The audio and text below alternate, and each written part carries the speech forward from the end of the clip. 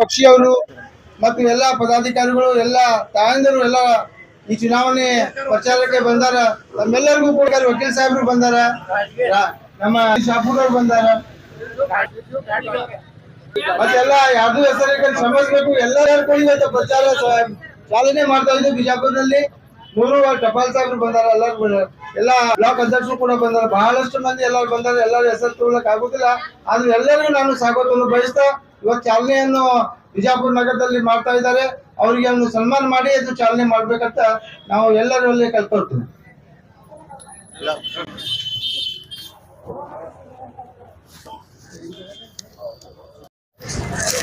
ನೀವು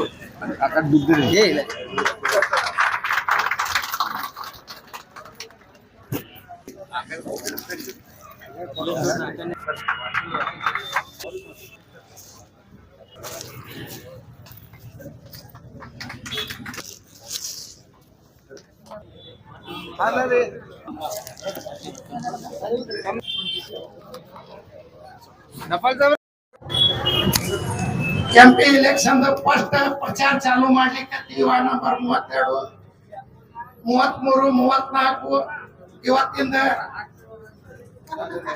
ಚಾಲನೆ ಕೊಡ್ಲಾಕ ನಮ್ಮ ಹಲಗೂರು ಸಾಹೇಬ್ರೆ ಕ್ಯಾಂಡಿಡೇಟ್ ಅವರೇ ಬಂದಾರ. ಸ್ವತಃ ನಮ್ಗ ಎಲ್ಲ ಅಧ್ಯಕ್ಷರು ನಮ್ಮ ಎಲ್ಲಾರು ಕೂಡಿ ಮಾಡೋದಿತ್ತು. ಈಗ ನಾವು ಅಧ್ಯಕ್ಷ ಎಂಪಿ ಅವ್ರಿಗೆ ನಾವು ಕರ್ತೀವಿ, 3 ವಾರ್ಡ್ ತಿರ್ಗಾಡೋನ್ ಬರ್ರಿ ಅಂತ ಬಂದಾರ. ಇವತ್ತು ಚಾಲನೆ ಮಾಡ್ಲಿಕ್ಕೆ ಎಲ್ಲಾರು ಕೂಡಿ ನಮ್ ನೀವು ಬರ್ರಿ, ಮನೆಗೆ ಹೋಗೋನು, ನಮ್ ಕ್ಯಾಂಡಿಡೇಟ್ ಎಲ್ಲಾರು ಕೂಡಿ ಮತ ಹಾಕ್ರಿ ಅಂತ ವಿನಂತಿ ಮಾಡಿ ನಮ್ ಕ್ಯಾಂಡಿಡೇಟ್ ಆರಿಸ್ತಾರ.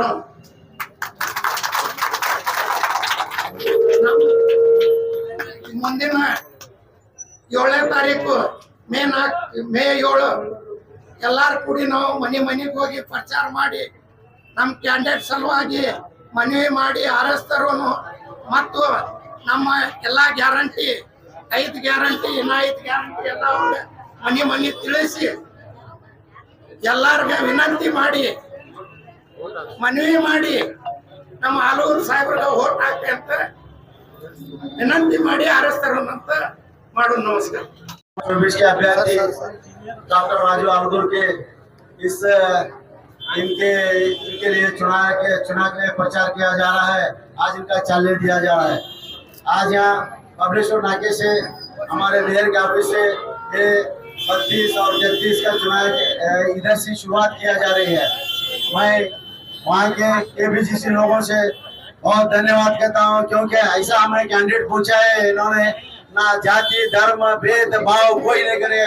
इंशाल्लाह मैं समझता हूँ कि इस बार राजू आलगुर जी 1 लाख वोट से जीत के आएंगे, मैं उम्मीद करता हूँ। आप सब लोग दिग्गज लीडर है यहाँ, हमारे वार्ती साहब है और हमारे अब्दुल रहमान मुस्लिम साहब, आजाद पटेल जी, सम्मानी जी, इन सब के लिए इन सब लोग मिलकर हम इस चुनाव को जारी रखेंगे और घर घर जाएंगे। हमारी जो गारंटी है वो गारंटी को रीओपन करने के लिए हम जाएंगे, क्योंकि आज हमारी कांग्रेस सरकार जो आई है वो गारंटी 5 गारंटी की वजह से कांग्रेस सरकार आई है।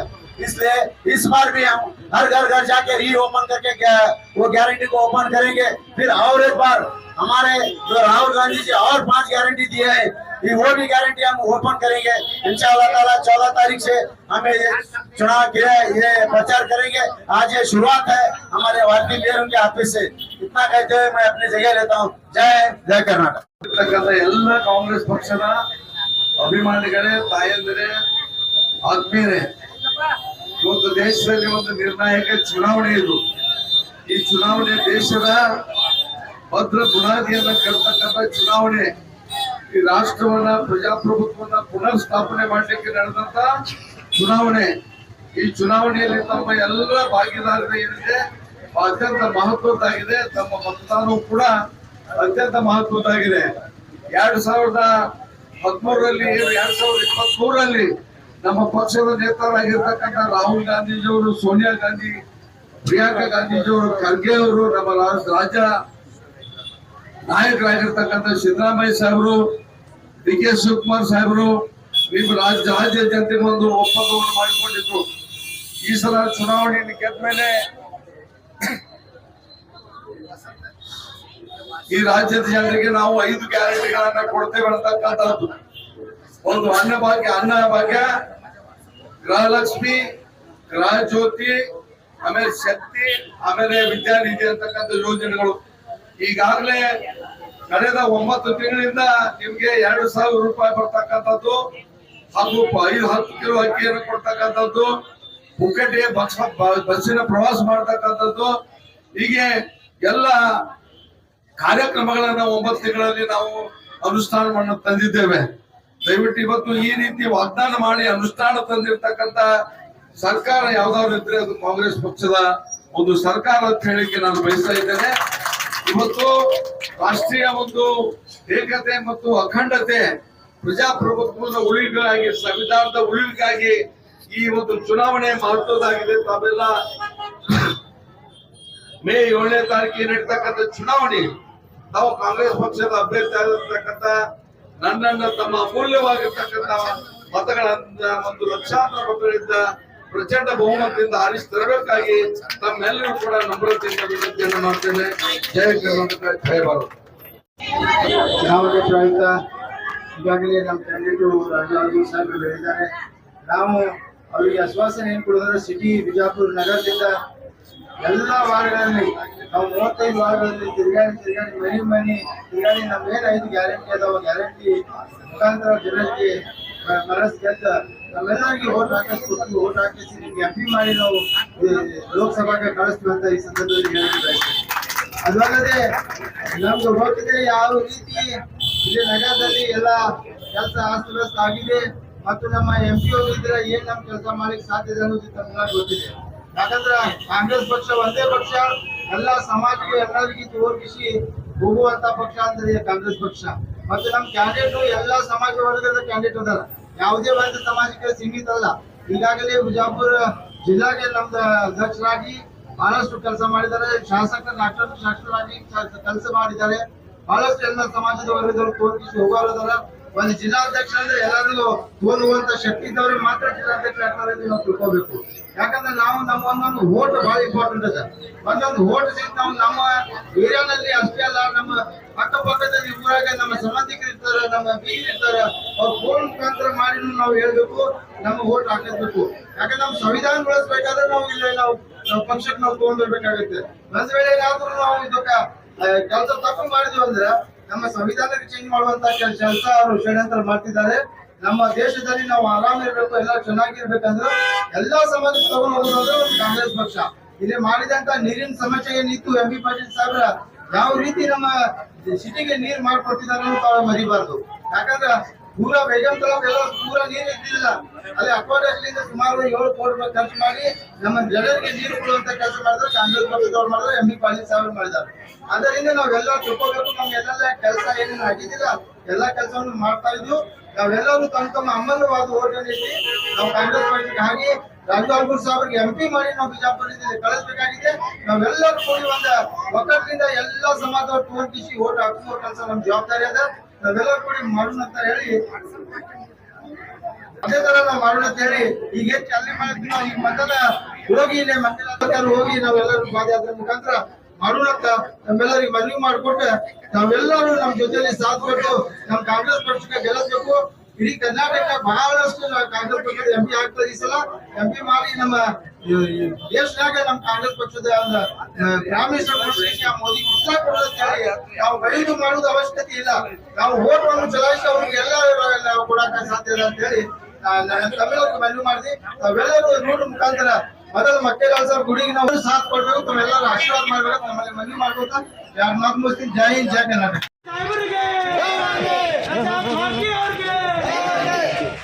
ಅಬ್ದುಲ್ ಅಮೀನ್ ಮುಷರೀಫ್ ಅವ್ರಿಗೆ, ರಾಜು ಅಲ್ಗೂರ್ ಸಾಹೇಬ್ರಿಗೆ, ಕಾಂಗ್ರೆಸ್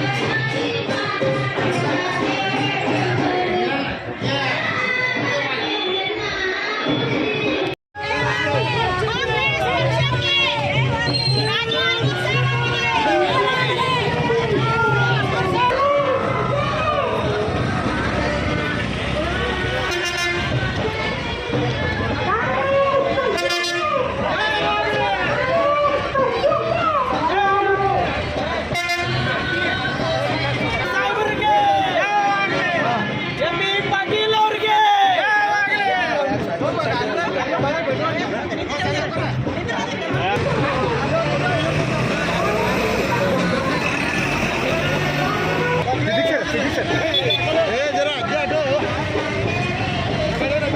सिद्दीक सर है इधर देखो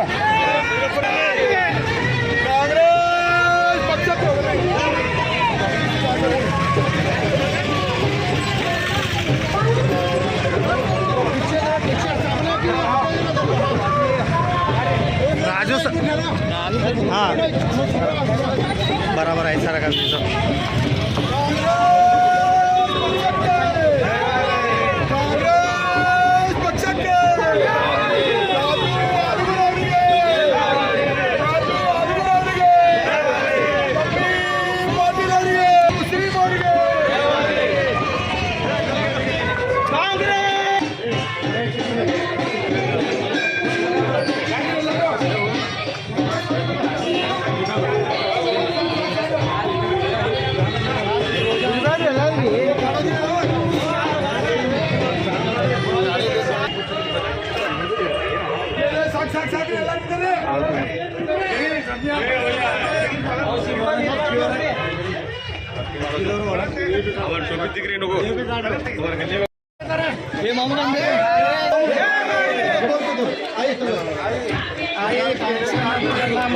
ಅಕ್ಕಿ ಫ್ರೀ ಅದ ಬಸ್ ಫ್ರೀ ಅದ ಕರೆಂಟ್ ಫ್ರೀ ಈ ಸಬ್ಜೆಕ್ಟ್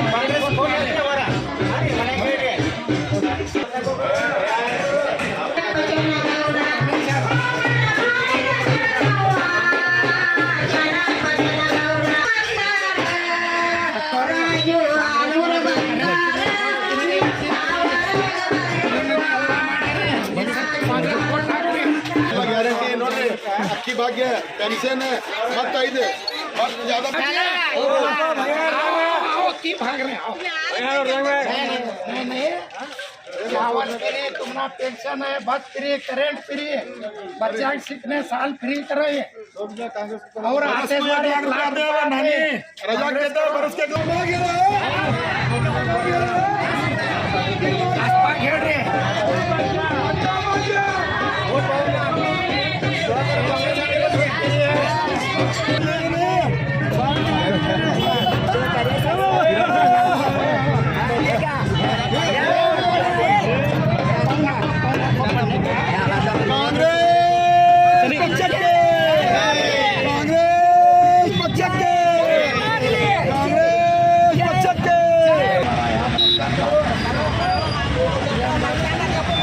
रमजान बात का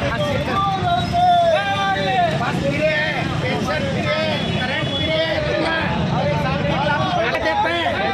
थोड़ा बाजू फ्री है 2000 फ्री दे रहे हैं आ रहे नहीं तो आ रहे हाँ करेंट फ्री हुए नहीं है बस में गए नहीं कहाँ तो बैठ को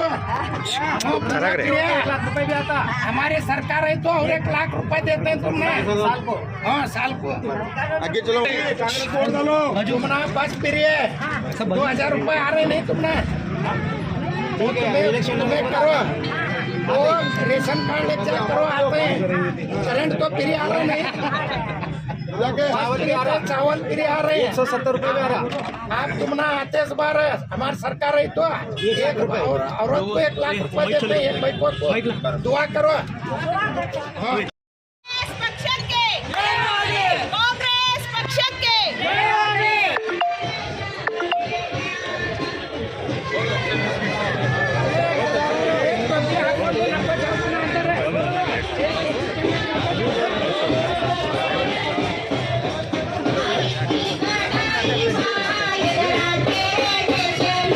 क्या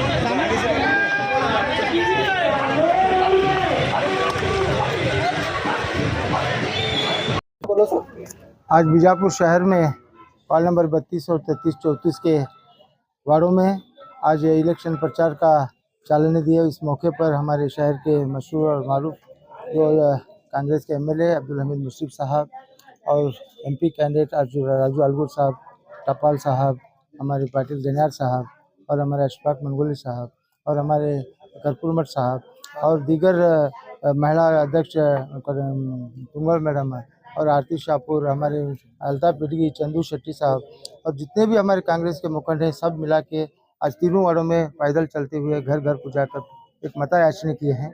इस मता याचना के मौके पर जो रिस्पांस मिल रहा है 100% और अच्छा रिस्पांस मिल रहा है और सब लोगों को जो हमारे सिद्धरामैया साहब जो 5 गारंटी दिए थे उस गारंटी का पूरा लाभ उठाते हुए उन्होंने सब लोग उसके बात से खुश हैं। इसी बात के मौके पर पूरे शहर के वार्डों में भी हम घर घर जाएंगे, पूरे 35 वार्डों में भी घूमेंगे। फिर के बीजापुर सिटी का जो ये जिम्मेदारी हमारे हमीद मुश्रिफ को है, उनके जानिब से उनके नेतृत्व में पूरे शहर में हर घर को फिर के सब लोगों को वोट डालने लगाएंगे और ज़्यादा तादाद से भी वोट डाल लगा के उनको जीता को लाएंगे। जनता का रिस्पांस 100% बहुत अच्छा है। लोग आ रहे हैं बाहर आके बोल रहे हैं कि हमारे को इतने गारंटी की तुम बोल लेते हैं, कांग्रेस पार्टी उस तरह से हम ले रहे हैं, 2000 रुपये भी ले रहे हैं, बस फ्री भी हो रहा है, एजुकेशन का जो युवनिधि था वो भी मिल रहा है। तो हर घर को सब चीज़ें जो बात करे थे, जो वायदा किए थे इलेक्शन से पहले वो पूरा करें ये बोल रहे हैं और लोग खुद बाहर आके हम वोट डालने के लिए तैयार हैं कर बोल के रिस्पॉन्स दे रहे हैं। यहाँ के हिंदू, मुसलमान, सिख, ईसाई सभी कौम के लोग यहाँ पे वोट डालने का वादा कर रहे हैं और वो तुम क्यों आते हैं हम वोट डाल रहे हैं ऐसा बोल रहे हैं। क्योंकि आज का रमज़ान के महीने में भी लोग इतनी तादाद में बाहर आप जब रैली देखेंगे तो पता चलेगा कि रमज़ान के महीने में भी इस तरह से लोग जमा होकर कांग्रेस का सपोर्ट कर रहे हैं और रमज़ान का महीना है, सब लोग दुआ कर रहे हैं, हर गुड़ी गंडार में दुआ चल रही है, सब लोगों को लेते हुए काम करेंगे और जिता के लाएंगे। सर आज कौन से वार्ड में आप प्रचार? आज 32 नंबर, 33 नंबर, 34 नंबर वार्ड में जब बबलेश्वर नाका से होते हुए या हमारे शंकर लिंगुड़ी या मरगमा गुड़ी से होते हुए, शंकर लिंगुड़ी से होते हुए अली का मस्जिद के पास इब्राहिम रोजा के पास, इब्राहिम रोजा सिविल हॉस्पिटल तक, सिविल हॉस्पिटल शास्त्री नगर वगैरह करके आज खत्म करते हैं। फिर कल से दूसरे वार्डों में जाते हैं कि हर घर में जाना जरूरी है, हर घर में जाएंगे। आज जो इलेक्शन का पहला दिन है जो चालू करे हैं चलने के लिए अब आए हैं सब लोग, हमारे कांग्रेस के सभी मुखंड जो महिला हैं, जो पुरुष हैं, जब जितने भी अंग घटक के अध्यक्ष हैं सब मिलके हमें घर घर को जाके प्रचार कर रहे हैं। घर का रिस्पांस अच्छा है क्योंकि मोदी के जो झूठे वादे थे वो सब वादे से अभी यहाँ सब लोगों को मालूम पड़ गया। 15 लाख रुपए देने का वादा करे, दिए क्या उन्होंने? नहीं दिए। तो उन्होंने 2 करोड़ लोगों को नौकरी देने का वादा करे थे, नहीं दिए। सिलेंडर का जो श्रुति रानी एक 200 रुपये बढ़े तो इतना मांग हंगामा करी थी, आज 1200 रुपये बाद तो लोग क्या कर रहे हैं। तो ये सब चीज़ों को इतनी महंगाई बढ़ रही है, इतनी बेरोजगारी हो रही है तो लोग भी परेशान होंगे। ये पार्टी जो बीजेपी है ये देश को खत्म करने वाले सब बेच रहे हैं, सब प्राइवेटाइजेशन करके बेच रहे हैं। जो 70 सालों में हमें कमाए थे ये 9 सालों 11 सालों में बेचने लगे। तो ये बेचने को देखकर पब्लिक हैरान हो गई है। ये कहीं ये देश भी न बेच जाए ये मोदी बोल के सब लोग अपना मन चेंज करें और पूरी आज वार्ड नंबर 32, 33, 34 में हमें हमारे अलगुर साहब, हमारे अध्यक्ष भारती साहब, हमारे जमीर बख्शी साहब, हमारा अशफाक मंगोली साहब, बड़े घर सब हमारे कलाल सब भी मिला को हमें घर घर प्रचार कर रहे हैं। आज से हमारा प्रचार चालू है। ऐसा हमें पूरे 35 वार्ड में प्रचार करते हैं और हमारे गारंटी बोलते हैं, गारंटी बताते हैं और हमें कांग्रेस को वोट भाव कर को हमें मनवी करते हैं। गारंटी ले रहे भी लोग और गारंटी का फायदा भी ले रहे इस वाले हम ना बोल रहे हैं, हमें ले रहे जा रहे हैं कर को। ऐसा हमें घर घर प्रचार कर रहे हैं और पूरे हमें बीजापुर सिटी में पूरा प्रचार करते हैं। सर अभी आप प्रचार कर रहे हैं, लोगों का रिस्पांस आपको कैसा है? बहुत अच्छा है और आओ तुम्हें पूछो, तुम्हारे सामने बोलते हैं। तो अभी क्या सर कितने वोट से आने की चांसेस है? कैसे? हमारे 3 लाख से वोट से चुन को आते हैं हमारे राजू अलगुर साहब, बीजापुर सिटी कैंडिडेट कांग्रेस। क्या आप आवाम को, बीजापुर की आवाम हो या पूरे जिले की आवाम को क्या मैसेज देना चाहते हैं यहाँ से? हमारे कांग्रेस पार्टी तो पूरे हमें कामा कराते हैं जिले के। कौन सा अनुदान है केंद्र का, वो अनुदान हमारे राजू अलगुर साहब कब होना, जब कहाँ होना, जब मिलते हैं किसे होना सो बात करते हैं। सब बीजेपी सरकार झूठे वादे नहीं करते। 15 लाख दे तू कहे, 2 करोड़ नौकरी दे तू कहे, अच्छे दिन ला तू कहे, तेल सस्ता कर तू कहे, गैस सस्ता कर तू कहे। ये बीजेपी गवर्नमेंट को पब्लिक फंसी थी। आप पब्लिक सब शानी हुई और पब्लिक को मालूम हुआ कांग्रेस पार्टी जो बोलती है, हमारे सिद्धरामैया साहब जो बोले थे बस फ्री दिए, करंट फ्री दिए, गृह लक्ष्मी बैकांग 2000 दिए, चावल फ्री दिए और बच्चों को सीखने के वास्ते यूनिटी दिए, ITI वाले को, डिप्लोमा वाले को, ऐसा सब हमारे गारंटी, 5 गारंटी 100 को 100 दी हमारी सरकार और दे रही भी है। और बीजेपी गवर्नमेंट सरकार झूठ बात नहीं बोलती। हमारी सरकार राहुल गांधी, सोनिया गांधी, प्रियंका मैडम, खरगे साहब जो बोलते हैं हमें वो काम करते हैं। सर अभी 5 गारंटी के अलावा क्या और गारंटी दे रही है? और 5 गारंटी दे रहे हैं हमारी सरकार, और 5 गारंटी दे रही है। और हमारी सरकार चुन को भी आती है, इंशाल्लाह दुआ करो।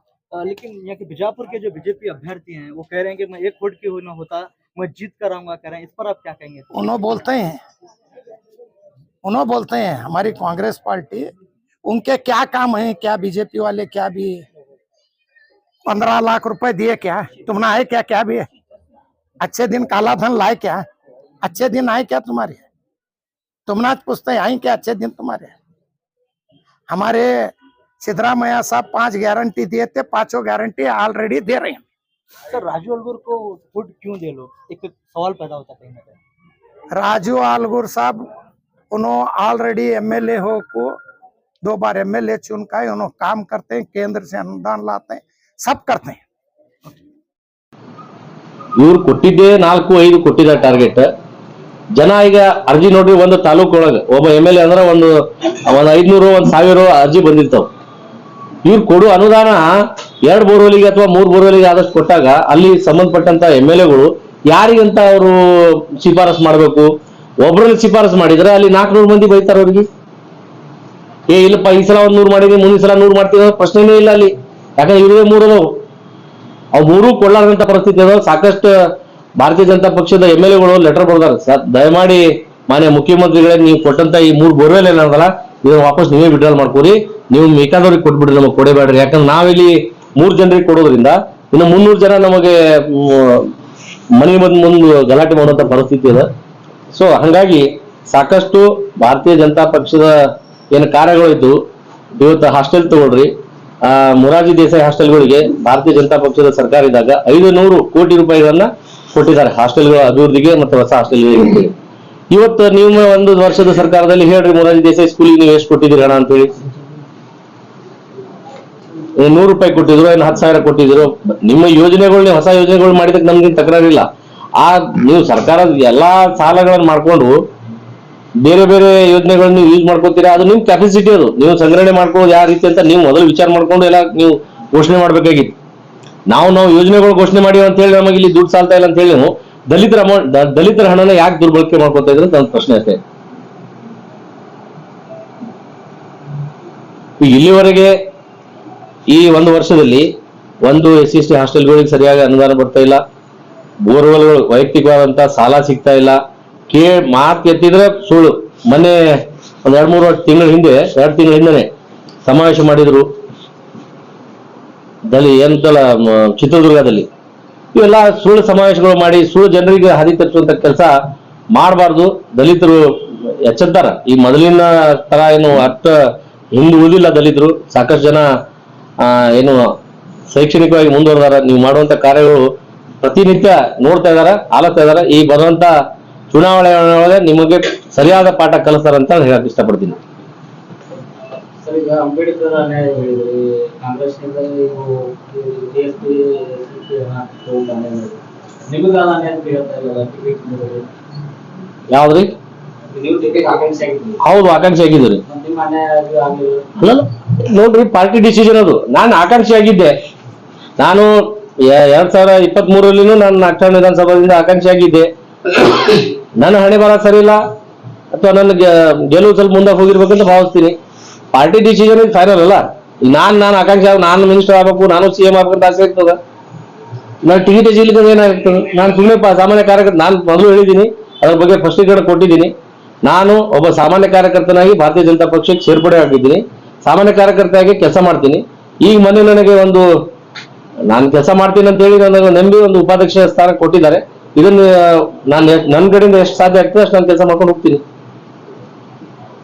ಈಗ ಸರ್ಕಾರ ಹುದ್ದೆಗೆ ರಾಜೀನಾಮೆ ಕೊಟ್ಕೊಂಡು ಅಲ್ಲಿ ಟಿಕೆಟ್ ಸಿಗಲಿಲ್ಲ, ಲೋಕಸಭೆ ಇಲ್ಲೇ ಎಳೆದಿರಂತ ಅನ್ಸುತ್ತೆ. ಏನು ಎಡವಿಲ್ಲ. ಸ್ವಲ್ಪ ದಿವಸ ಯಾವಾಗಲೂ ಬಂದಿದ ತಕ್ಷಣ ಏನಂತಾರಲ್ಲ, ಹಳ್ಳಿಯಲ್ಲಿ ಒಂದು ಮಾತು ಹೇಳ್ತಾರಲ್ಲ, ಉಪ್ಪು ತಿಂದವನು ನೀರು ಕುಡಿಲೇಬೇಕು, ಹಸುವಾದಾಗ ಊಟ ಮಾಡಲೇಬೇಕು. ಸ್ವಲ್ಪ ಸಮಯ ಹೆಚ್ಚು ಕಡಿಮೆ ಆಗಿರ್ತದ. ನಾನು ಅದು ಗಟ್ಟಿಯಾಗಿದ್ದೀನಿ. ನನ್ನ ಪಕ್ಷ ನನಗೆ ಅನ್ಯಾಯ ಮಾಡಂಗಿಲ್ಲ ಅಂತೇಳಿ ನನಗೆ ಭರವಸೆ ಇದೆ. ಇವತ್ತಿಲ್ಲ ನಾಳೆ ನಿಮ್ಮ ಮುಂದೆ ಇಲ್ಲೇ ಇರ್ತೀನಿ. ನೀವೆಲ್ಲರೂ ಬಿಜಾಪುರದವರು ಇರೋದ್ರಿಂದ ನೀವು ಎಲ್ಲಿ ಬಿಟ್ಟು ಹೋಗಂಗಿಲ್ಲ. ನಾವು ನೀವು ಬಿಟ್ಟು ಹೋಗಂಗಿಲ್ಲ, ನಿಮ್ ಜೊತೆ ಇರ್ತೀವಿ. ನೀವು ಮುಂದೆ ನೀವು ಇವತ್ತೇನು ಪ್ರಶ್ನೆಗಳು ಕೇಳ್ತಾ ಇದ್ದೀರಿ, ಇದಕ್ಕೆ ಉತ್ತರ ಆವಾಗ ನೀವೇ ನಗ್ತೀರಿ. ಸ್ವಲ್ಪ ಸಮಯ ಕಾದ್ಬೇಕು, ಕಾದ್ ನೋಡುವಂತ ಸಮಯ ಈಗ ನಮ್ದು. ಅವರು ನಿಮ್ಮ ಮಾಡಿ ಸಮುದಾಯದ ಓಟೆ ಬೇಡ ಅನ್ನೋ ರೀತಿಯಲ್ಲಿ ಮಾತಾಡಿದ್ದಾರೆ. ನಾನು ಈಗಾಗಲೇ ನೀವು ಒಂದ್ ಮಾತು ಹೇಳಿದೆ. ಈಗ ಸಾಕಷ್ಟು ಅದರ ಬಗ್ಗೆ ಅವರು ಪ್ರಶ್ನೆ ಕೊಟ್ಟಿದ್ದಾರೆ, ನಾನು ಹೇಳಿಲ್ಲ ಅಂತೇಳಿ. ಒಂದು ನಿಮಗೆ ಕ್ಲಿಯರ್ ಆಗಿ ಹೇಳಿದ್ದೀನಿ ನಾನು. ಮನುಷ್ಯ ಯಾರೇ ಇರ್ಲಿ, ಎಷ್ಟೇ ದೊಡ್ಡವನು ಇರ್ಲಿ, ಇಂಥ ಎಡವಟ್ಟಿನ ಮಾತು ಹೇಳಿರಂಗಿಲ್ಲ ಅಂತ ನಾನು ಭಾವಿಸ್ತೀನಿ. ಮತ್ತೆ ರಾಜಕಾರಣ ಒಳಗೆ ಮಾನ್ಯ ಸಂಸದರು ಬಹಳಷ್ಟು ಹಿರಿಯರು. ಇವತ್ತು ನನ್ನ ವಯಸ್ಸು ಎಷ್ಟಿದೆ ಅಷ್ಟು 45 ವರ್ಷಗಳ ಕಾಲ ಅವರು ರಾಜಕಾರಣ ಮಾಡಿದ್ದಾರೆ. ಅಂಥದ್ದು ಏನು ಹೇಳಿದ್ರೆ ನನಗೆ ಗೊತ್ತಿಲ್ಲ ಸರಿಯಾಗಿ. ನಾನು ಅದನ್ನ ತಿಳ್ಕೊಂಡು ನಿಮ್ಗೆ ಹೇಳ್ತೀನಿ. ಸಮಾಜ ನಾಯಕರು ನಾವು ಬಂಜಾರ ಸಮುದಾಯದವರು ಈ ಬಾರಿ ಬಿಜೆಪಿಗೆ ಸಪೋರ್ಟ್ ಮಾಡೋದಿಲ್ಲ ಅಂತ ಯಾವುದೇ ಒಂದು ಮುಖಂಡರ ಕೈಯಲ್ಲಿ ಅಥವಾ ನಾನು ಜಿಲ್ಲಾ ಉಪಾಧ್ಯಕ್ಷ ಇದೀನಿ ಅಂತೇಳಿ ನನ್ನ ಸಮಾಜ ಸಂಪೂರ್ಣವಾಗಿ ನಾನಿದ್ದ ಪಾರ್ಟಿ ಕಡೆನೇ ಸಪೋರ್ಟ್ ಮಾಡ್ತಾರ ಅಂತ ಹೇಳಿ ನಾ ಹೇಳುದು ಅದು ನನ್ನ ಮೂರ್ಖತನ. ಅಂದ್ರೆ ಒಟ್ಟ ಮನೆ ಸಮುದಾಯ ಒಗ್ಗಟ್ಟಿಲ್ಲ ಆಯ್ತದೆ. ಯಾವ ಸಮುದಾಯಗಳು ಒಗ್ಗಟ್ಟಿಲ್ಲ ನಿಮ್ಗೆ ಕ್ಲಿಯರ್ ಇರ್ಲಿ. ಯಾವ ಸಮುದಾಯ ಒಗ್ಗಟ್ಟದ ನನಗೆ ಹೇಳ್ಕೊಡ್ರಿ. ಸ್ವಲ್ಪ ಇರುದ್ರಿ, ಅಲ್ಪ ಸ್ವಲ್ಪ ಅವ್ರವ್ರ ಪಾರ್ಟಿಗೆ ಅವ್ರವ್ರ ಅನ್ಕೊಂಡಿರ್ತಾರ. ಆ ಕಡೆ ಕೆಲವು ಅವರ ತತ್ವ ಸಿದ್ಧಾಂತಗಳು ಕೆಲವು ಒಪ್ಕೊಂಡಿರ್ತಾರ, ನಮ್ಮ ತತ್ವ ಸಿದ್ಧಾಂತಗಳು ಒಪ್ಕೊಂಡಂತ ನಮ್ಮ ಜೊತೆ ಇರ್ತಾರೆ. ಈಗ ಒಕ್ಕಟ್ಟಾಗಿರ್ಬೇಕಂದ್ರೆ ಯಾವ ಕಾರಣ ಕೇಳಿ? ರಾಜಕಾರಣ ಬೆಳಿಬೇಕಂತ ಎಲ್ಲರಿಗೂ ಇರ್ತದೆ. ಅವ್ರವ್ರ ತತ್ವ, ಯಾರು ಕಾಂಗ್ರೆಸ್ ತತ್ವಗಳನ್ನು ಅನ್ಸ್ಕೊಂಡ್ಕೊಂಡ್ರು ಆ ಕಡೆ ಅವರ. ನಾವು ಬಿಜೆಪಿ ತತ್ವಗಳನ್ನ ಒಪ್ಕೊಂಡು ಇಲ್ಲಿ ಬಂದೀವಿ. ನಾವು ಬಿಜೆಪಿ ಭಾರತೀಯ ಜನತಾ ಪಕ್ಷದ ಬಹಳಷ್ಟು ಜನ ಇದ್ದಾರೆ. ಒಬ್ಬ ನಾನು ಸಾಮಾನ್ಯ ಕಾರ್ಯಕರ್ತನಾಗಿ ಹೇಳ್ತಾ ಇದ್ದಿಲ್ಲ, ಸಾಕಷ್ಟು ಜನ ಇದ್ದಾರೆ.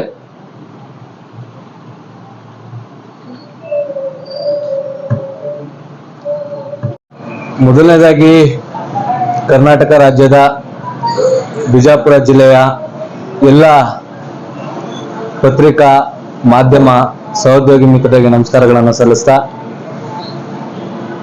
ನಾನು ತಿಪ್ಪ ಸರ್ನಾಯಕ್ ಅಂತೇಳಿ ಕರ್ನಾಟಕ ಬಂಜಾರ ಜಾಗೃತಿ ದಳ ಸಂಸ್ಥಾಪಕ ರಾಜ್ಯಾಧ್ಯಕ್ಷರು.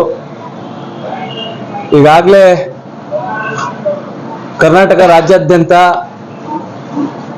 ಲೋಕಸಭಾ ಚುನಾವಣೆ ಕಾವು ರಂಗೇರ್ತಾ ಇದೆ. ಲೋಕಸಭಾ ಚುನಾವಣೆಯ 28 ಲೋಕಸಭಾ ಕ್ಷೇತ್ರಗಳಲ್ಲಿ ಪಕ್ಷದ ಹಲವಾರು ಪರ ವಿರೋಧಗಳ ಚರ್ಚೆ ನಡುವೆ ರಾಜ್ಯಾದ್ಯಂತ ಇವತ್ತು ಬಿಜಾಪುರ ಜಿಲ್ಲೆ ಕೂಡ ಬಹಳ ಚರ್ಚೆಯಲ್ಲಿದೆ. ವಿಚಾರ ಲಂಬಾಣಿ ಸಮುದಾಯದ ಮತ ನಾವೆಲ್ಲೂ ಕೇಳಿಲ್ಲ, ಈ ಲಂಬಾಣಿ ಸಮುದಾಯದ ಮತ ನಮ್ಗೆ ಅವಶ್ಯಕತೆ ಇಲ್ಲ ಅಂತೇಳಿ ಒಬ್ಬ ಸಂಸದ, ಬಿಜಾಪುರದ 3 ಬಾರಿ ಸಂಸದರಾಗಿ ಕಾರ್ಯನಿರ್ವಹಿಸಿ ರಾಜಕೀಯದ ನಿಪುಣತೆಯನ್ನು ಹೊಂದಿರತಕ್ಕಂತ ಒಬ್ಬ ಸಂಸದ ಈ ಒಂದು ಬಂಜಾರ ಸಮಾಜವನ್ನ ಟಾರ್ಗೆಟ್ ಮಾಡಿ ಮಾತಾಡಿರ್ತಕ್ಕಂಥ ಶೋಚನೀಯ ಸಂಗತಿ. ಮೊದಲನೇದಾಗಿ ಬಾಬಾ ಸಾಹೇಬ್ ಅಂಬೇಡ್ಕರ್ ಅವರ ಮೂಲ ಆಶಯ ಏನಪ್ಪಾ ಅಂತ ಹೇಳಿದ್ರೆ ಮೀಸಲಾತಿ.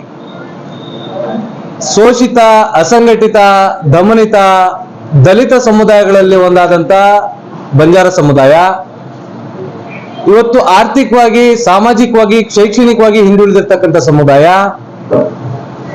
ಈ ಸಮುದಾಯ ಅಭಿವೃದ್ಧಿ ಆಗ್ಬೇಕಂತ ಹೇಳಿದ್ರೆ ರಾಜಕೀಯ ಸ್ಥಾನಮಾನಗಳು ನಮಗೆ ಬಹಳ ಅವಶ್ಯಕವಾಗಿ ಬೇಕಾಗಿದೆ. ಈ ಒಂದು ರಾಜಕೀಯ ಸ್ಥಾನಮಾನಗಳನ್ನ ಪಡಿಬೇಕಾದ್ರೆ ಏನು ವಿಧಾನಸಭಾ ಚುನಾವಣೆಗಳಾಗಿರ್ಬೋದು ಅಥವಾ ಲೋಕಸಭಾ ಚುನಾವಣೆಗಳಾಗಿರ್ಬೋದು ಅಥವಾ ರಾಜ್ಯಸಭಾ ಚುನಾವಣೆಗಳಾಗಿರ್ಬೋದು, ಎಲ್ಲಾ ಚುನಾವಣೆಗಳಲ್ಲಿ ಈ ಹಿಂದುಳಿದ ಸಮುದಾಯಗಳಿಗೆ ಪ್ರಾತಿನಿಧ್ಯ ನೀಡಿದಾಗ ಈ ಸಮುದಾಯಗಳು ಕೂಡ ಅಭಿವೃದ್ಧಿಗೆ ಸಾಮಾಜಿಕ ಮುಂಚೂಣಿಯಲ್ಲಿ ಬರ್ತವೆ ಅಂತ ಹೇಳಿ ನಾನು ಆಶಿಸ್ತೇನೆ. ಜೊತೆಗೆ ದೇಶದ ಜವಾಬ್ದಾರಿಯನ್ನು ಹೊತ್ತಂತಹ 3 ಬಾರಿ ಸಂಸದರಾಗಿ ಪ್ರಸ್ತುತ ಬಿಜೆಪಿ ಬಿಜಾಪುರ ಲೋಕಸಭಾ ಕ್ಷೇತ್ರದ ಬಿಜೆಪಿ ಅಭ್ಯರ್ಥಿ ಆದಂತಹ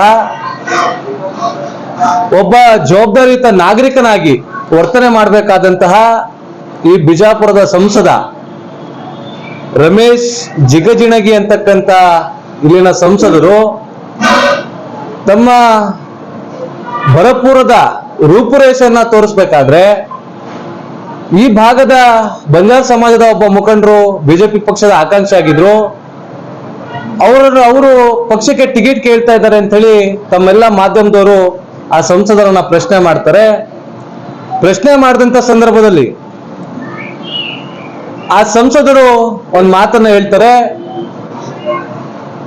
ಪ್ರತಿಭಟನೆ ಮಾಡಿದ್ರೆ ಮೋದಿ ಅವರು ಟಿಕೆಟ್ ಬದಲಾವಣೆ ಮಾಡ್ತಾರಾ ಅಥವಾ ಆ ಸಮುದಾಯಕ್ಕೆ ನಮಗೆ ಮತ ಕೊಡಿ ಅಂತೇಳಿ ನಾವು ಕೇಳಿದ್ವಾ, ಅವ್ರಿಗೆ ಯಾರು ಬೇಕಾದ್ರೂ ಮತ ಹಾಕೊಳ್ಳಿ ಅಂತೇಳಿ ಅವರ ದರ್ಪವನ್ನ ತೋರಿಸಿ ಇವತ್ತು ಕರ್ನಾಟಕ ರಾಜ್ಯದ ಈ ದೇಶದ ಲಂಬಾಣಿ ಸಮುದಾಯದ ಕೆಂಗಣ್ಣಿಗೆ ಇಲ್ಲಿನ ಸಂಸದ ಯಾರು ರಮೇಶ್ ಜಿಗಜಿಗಣಿ ಅಂತಕ್ಕಂಥವ್ರು ಈ ಸಮುದಾಯದ ಕಂಗಣ್ಣಿಗೆ ಗುರಿಯಾಗಿರ್ತಕ್ಕಂಥದ್ದು ತಮ್ಗೆಲ್ರೂ ಗೊತ್ತಿರೋ ವಿಚಾರ.